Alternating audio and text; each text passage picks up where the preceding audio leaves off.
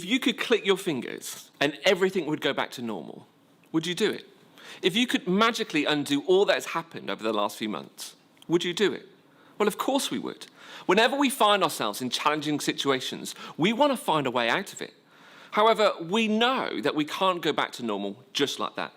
Perhaps the reality is that we will never get back to normal. Has the world moved on so much that some things will never be the same again? That's what's meant by this new normal phrase that keeps on being shared. Will this new normal be temporary or will it last? Only time will tell. One thing I do know is that I'm ready to move on. I want this all to be over. I'm actually looking forward to this new normal. I'm feeling lockdown fatigue. It's been great to be able to meet up with people outside, but I want more. Technology has been wonderful over the last few months. It's been great to have been able to stay connected through Zoom, but I'm fed up of saying things like, "Can you hear me?" And "I'm going to share my screen now, can everybody see it?" However, in our desire to get back to normal, I think we need to pause and ask ourselves, what do we want to take with us from this experience? We might want to turn our backs on the last few months. We might want it to move from the present to the past, but what are the things from this time that we should take with us into our futures? What have we learned that we should carry forward? What habits or practices have we embraced during this time that we should hold on to? Instead of just defaulting back to how things were before, how can we pause long enough to see how we can be better for it? Have you noticed how good habits often come from bad situations? You get into debt, and so you adjust your spending habits. You cut back on needless spending, and you create a budget. Or perhaps a health scare encourages you to do more exercise and eat better. People tend to drive more carefully after an accident. And we give more time and attention to a relationship when it goes through a tough patch. But what happens when the situation passes?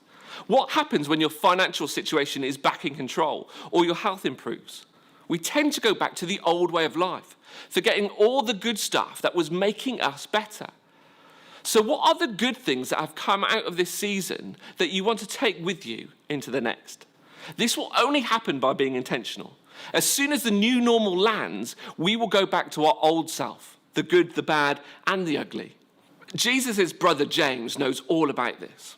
James wrote one of the letters that we find in the New Testament. Now, the amazing thing about James is he thought his brother was the Messiah. He thought he was God. What would it take for you to believe that your brother or your sister was divine? A miracle? Well, that's exactly the same for James. He didn't always believe that Jesus was who he claimed to be. In fact, there's only evidence that James realized that his brother Jesus was divine was after he saw him executed and alive again. His brother had been publicly executed and he saw him alive again afterwards. Well, that would do it. Anyway, this is what James has to say about this whole process of being better for it. Consider it pure joy, my brothers and sisters, whenever you face trials of many kinds, because you know that the testing of your faith produces perseverance. Let perseverance finish its work so that you may become mature and complete, not lacking anything. You see, James is telling us that it's through these testing times that we become stronger.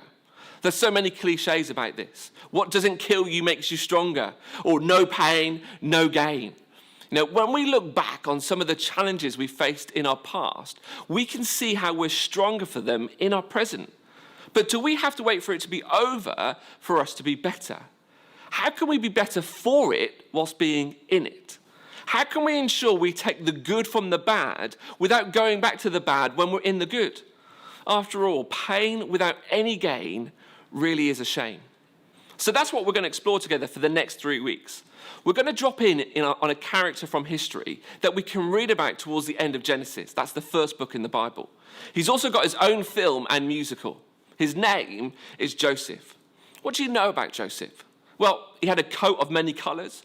We know about Joseph's coat because it played a key part in his story. It was a gift that actually made life harder for Joseph. No, it wasn't because it was a big fashion no-no. No, this coat was really expensive. It cost a lot of money to make colourful clothing in the ancient world. One bold colour was extravagant. A whole host of them was over the top. This coat was a gift to Joseph from his dad, Jacob. You see, Joseph was the favourite of Jacob's 12 sons because he was the son of Jacob's favourite wife. And he thought your family had issues. Jacob lavished gifts and attention on Joseph, but not on the other sons. Does that happen in your family? Is there favoritism among your siblings? Now, I know the pain of this firsthand. My sister Karen, who's older than me, always got better gifts than my brother and I. Karen got a brand new bike, whilst I got half a second-hand bike. She got a moped and a car and even a new bedroom built, whilst I had to share a tiny room with my smelly brother. But that's all in the past. I'm over it now. It doesn't affect me anymore.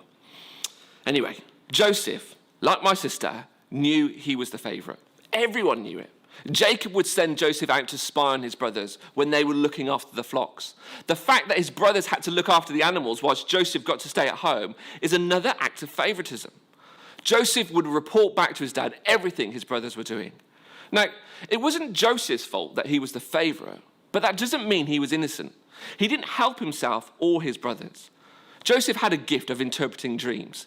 He had vivid dreams and he often shared them with his brothers. Listen to this dream I had.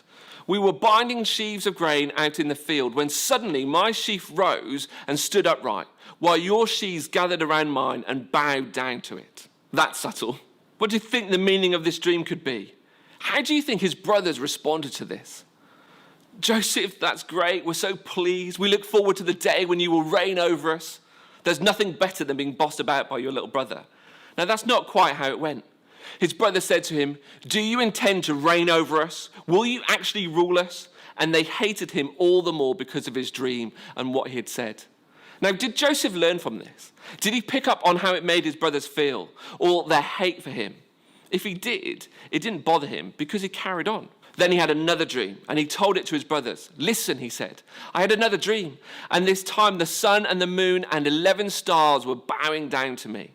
Now, Joseph didn't just tell his brothers about this dream. He told his dad too. They all rebuked him for it. Even Jacob told him off about it. And his brothers hated him all the more. Now, one day, the brothers are off looking after the sheep, and Jacob sends Joseph to check up on them. They see him in the distance, skipping down the road towards them in his bright, colourful coat. What goes through their mind as they see him? What would go through your mind? Oh, joy, here comes our dear brother to check up on us. No. Here comes that dreamer, they said to each other. Come now, let's kill him and throw him into one of these cisterns and say that a ferocious animal devoured him. Then we will see what comes of his dreams. And you thought that you argued with your siblings. This is an extreme response that partly shows the brutality of the world in which they were living. It also shows the level of hatred that they had for their brother. I don't think it's the coat or that he's the favourite that they're so cross with. I think it's that he lorded it over them and he looked down on his brothers. But even so, this is an extreme response. So as Joseph approaches, they attack him. They strip him of his coat and they throw him into one of the wells whilst they consider what to do with him. Now, this is what Genesis tells us happens next. As they sat down to eat their meal, they looked up and saw a caravan of Ishmaelites coming from Gilead. So they've just thrown their brother into a pit and they're considering killing him. So they sit down to eat dinner. I've had my fair share of battles with my siblings, but we would never do anything as cold as this. Well, maybe my brother would, but anyway. Judah said to his brothers, what will we gain if we kill our brother and cover up his blood? At last, Judah comes to his senses. He realizes that they can't do such a thing. Things are finally looking up for Joseph. Judah continues, come, let's sell him to the Ishmaelites and not lay our hands on him. After all, he is our brother, our own flesh and blood. His brothers agreed. Oh, so Judah means they won't gain anything by killing him. If they sell him, then at least they'll get some money. After all, he is their brother. So the brothers agree. Joseph is sold to the traders and they take him off to Egypt. He's gone from being the favourite son to being a slave in an instant. That's how quick life can change. One moment, everything is normal, and then all of a sudden, everything has changed. Have you had an experience like that? Have you found your life turned upside down in an instant? The brothers kill an animal and dip Joseph's coat in it. They take it back to Jacob and tell him that he was killed by a ferocious animal. And Joseph is heartbroken. His life is turned upside down in that moment too. This chapter of Genesis and this chapter of Joseph's life ends like this. Meanwhile, the Midianites sold Joseph in Egypt to Potiphar, one of Pharaoh's officials, the captain of the guard. How happy do you think Joseph is about all of this? He's lost his identity, his family, and his freedom. Life was relatively easy for him up until this point, but it's about to get a whole lot harder. This story does have a happy ending, but there's a long way to go before that arrives. What we will see as we continue to journey with Joseph is that this experience will be the making of him, that from it something good will come for him, his family, the nation of Israel, and ultimately the entire world. Joseph really will be better for it when he comes out the other side. If you gave Joseph the chance to undo what has happened to him as he became a slave, do you think he would have taken it? Of course he would have. If you gave him that choice at the end of the story, would he have taken it? I don't think so. You know, it's okay to want to get out of the challenging moments we face in life, but we can't get out of them by looking backwards. We can't get through those difficult moments by wishing things would go back to how they were before. Life doesn't work that way. There isn't a Control-Z option. We can't undo what's happened. Whether it's our fault or not, what's happened has happened. We can't go back. We can only go forward. So when disaster hits, there's no going back. There is no normal. Everything changes. All we can do is find a way to live in the new normal. But we don't have to settle with just surviving. We don't have to settle with just riding out and getting through to the other side. When disaster hits, we can be better for it. I'm sure you want life to get back to normal or start living in the new normal. But I want you to consider today is in your rush to get out of this situation, is there a danger that you could miss out on what is happening now? Don't be too quick to get back to the new normal that you miss what God is doing in this season. Don't move on too quickly without asking yourself how you can be better for it. Don't be in such a hurry to get out of the bad and back to the good that you let go of all the good you have discovered in the bad and go back to doing the bad in the good.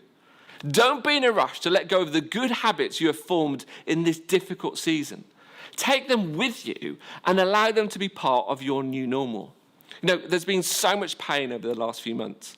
Unfortunately, that pain will continue into our future. One thing I love about God is nothing is wasted. One of my favorite verses in the Bible is found in one of the most amazing chapters in the Bible, Romans chapter 8. If you've never read it, go and read it for yourself. Just Google it, or better still, download the YouVersion Bible app. It simply says this: in all things, God works for the good of those who love him. In all things, nothing is wasted. We can spend all our energy wondering what